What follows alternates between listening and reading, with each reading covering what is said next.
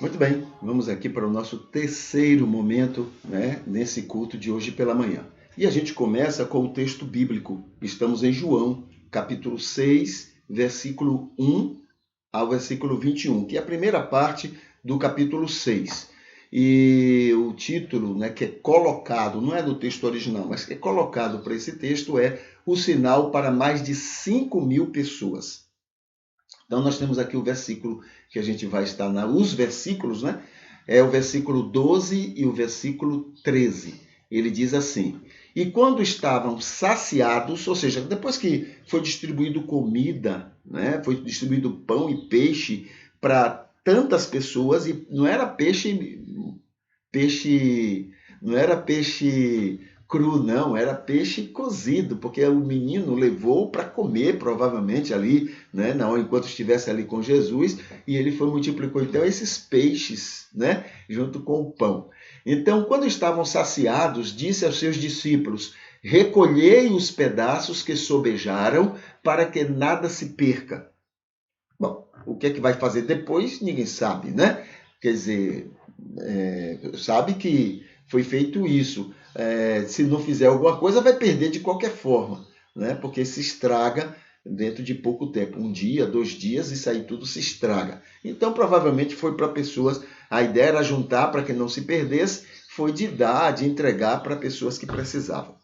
Aí vem o versículo 13. Recolheram-nos, pois, e encheram 12 cestos de pedaços dos 5 pães de cevada que sobejaram aos que haviam comido. 5 cestos, né? Bom, tinha cestos lá? Bom, pode ser que tenha, né? A ideia é juntar uma quantidade grande do que sobejou, do que sobrou, e dentro dos cálculos disse, olha, isso aqui tem uns 5 cestos que sobraram, né? Se tinha cestos, colocaram nos cestos e perceberam que 5 cestos estavam cheios.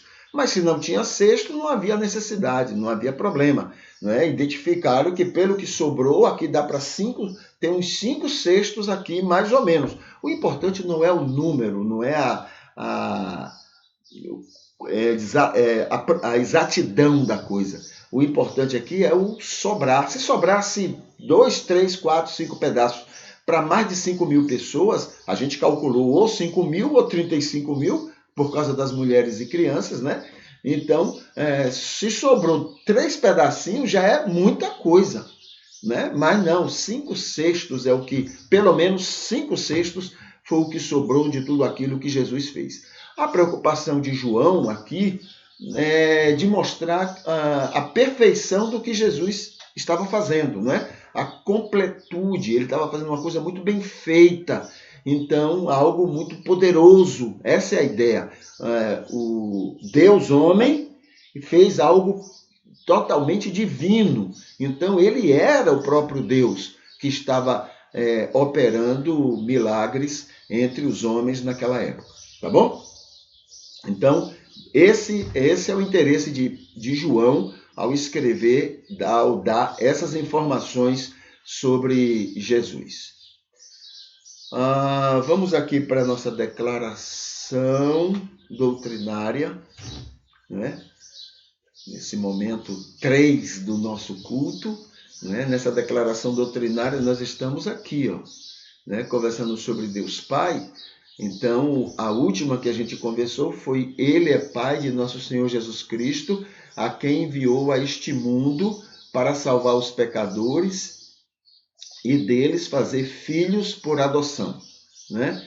Pai de Jesus Cristo, então foi o que a gente comentou por último, né? De que Pai de Jesus Cristo é algo que exige que a gente lembre que só existe um só Deus, tá? Um só Deus. Agora, no entendimento do povo, no entendimento daquelas pessoas, é que esse Deus atuou como Pai, como Filho e como Espírito Santo. Tá bom? Outro lembrete que tem aqui é usando conceitos da cultura apocalíptica, né? Era enviado o Messias, o Salvador de Israel. Porque desde o Antigo Testamento, que Israel esperava alguém que era chamado de o Filho do Homem, o Filho de Deus, o Filho enviado de Deus. Estavam aguardando esse ser. Na cabeça deles era alguém político que ia livrá-los do poder de Roma, né, do domínio de Roma. Mas Jesus Cristo veio e aí ele está usando agora essa imagem, esse conceito do povo de Israel, estava usando em relação a ele. Não ele exatamente, mas os seguidores deles, os escritores bíblicos, né? Está dizendo, olha Israel, o homem que você está esperando é ele. Né? A ideia é essa. Esse é o homem. É semelhante ao que Paulo fez lá no Areópago. Né? Lá estava o Deus desconhecido e os deuses lá dos gregos. E Paulo, em vez de sair criticando, como a gente faria, né? Em vez de sair criticando os outros deuses, ele pegou aquele Deus chamado desconhecido e disse, queridos, eu estou aqui para falar para vocês sobre esse Deus aqui desconhecido. Olha que, né? Sabedoria, que inteligência, uma coisa do espírito, uma coisa dessa. A gente sairia assim, né? Não, tá tudo aqui, vai para o inferno, vocês ficam aqui adorando esses deuses, não sei o quê. Essa coisa, essa meninice que a gente pratica muito em nome de Jesus, né? Na verdade, a gente estaria fazendo ao contrário do ensino bíblico. Né? A gente tem que compreender que essas pessoas entenderam aquilo. Agora a gente vai falar sobre esse Deus desconhecido a eles, tá bom?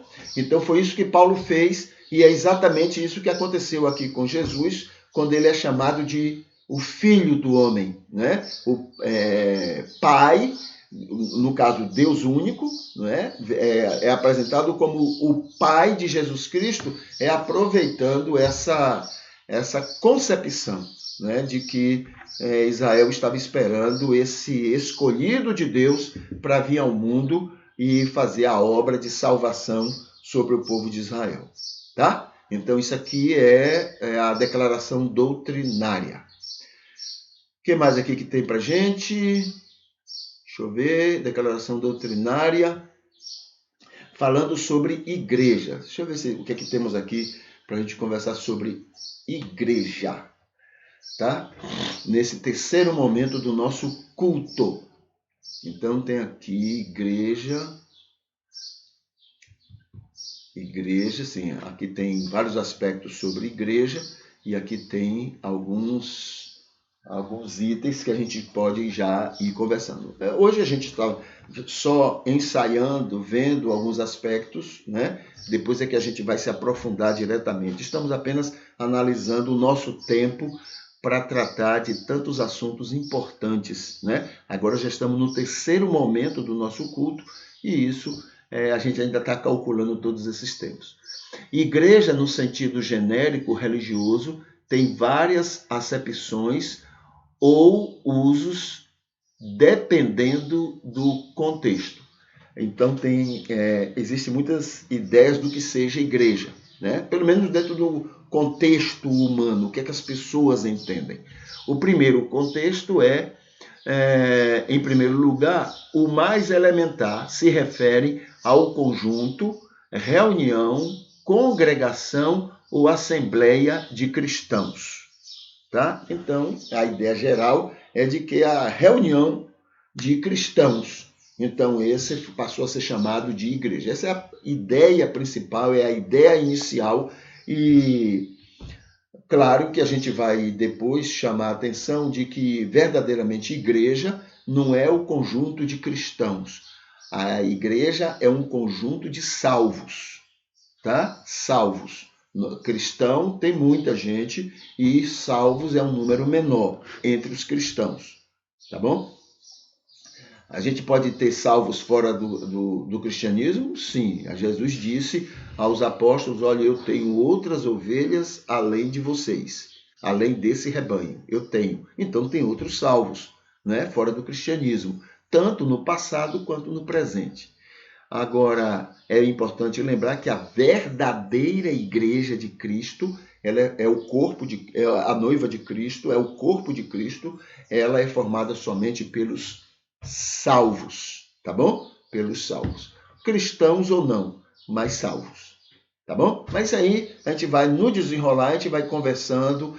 Temos aqui esse texto, a gente vai estar analisando ele e a gente vai dando as pinceladas, não é? Digamos que apoiando ou contradizendo aquilo que o escritor desse texto menciona como sendo a verdadeira igreja de Jesus Cristo. Tá? Bom, já que não fizemos antes, deixa então eu colocar aqui os lembretes diários, né, para hoje. Só para a gente encerrar, acredito que isso aqui seria lá para o primeiro momento do nosso culto, mas o tempo, né, não permitiu, então a gente tá trabalhando esse aqui. Cadê? Muito bem. Então, lembretes diários. No primeiro domingo tem assim: nosso culto tem 3 momentos. Um devocional, um reflexivo e outro teológico, que é esse que estamos agora. Né? No YouTube, curta e comente e ele vai longe com o que você curtir e o que você comentar. No link número 1 da descrição deste culto, você tem nosso culto matutino, né? Sobre o nosso culto matutino. Explica o projeto que estamos envolvidos. Daqui a pouco, aí vem falando dos próximos momentos. Então, é como se fosse, né, no primeiro momento do nosso culto. Hoje é um ótimo dia para repensar sua vida com Deus. Hoje é domingo, tá? O que Jesus melhoraria se ele fosse você? E em sua rede social divulgue: só o Espírito convence, converte e santifica. Divulgue isso, porque isso vai fazer muito bem para muita gente. Tá bom? O que mais? Acho que é somente isso. E a gente vai se despedindo. E amanhã a gente está de volta novamente com essa nova modalidade. E a gente vai estar nos adaptando, fazendo as devidas mudanças para que fique cada vez mais útil e abençoador às pessoas, né? Tanto aquelas que assistem no momento, quanto aquelas que vão assistir em outros momentos. Tá bom? Então deixa eu colocar aqui a música. Aqui, e a gente vai se despedir. Muito bem. Então a gente vai se despedindo, que Deus continue abençoando você e nesse dia ele possa contar muito com você na vida das outras pessoas. Tá bom? Até mais. Deus abençoe.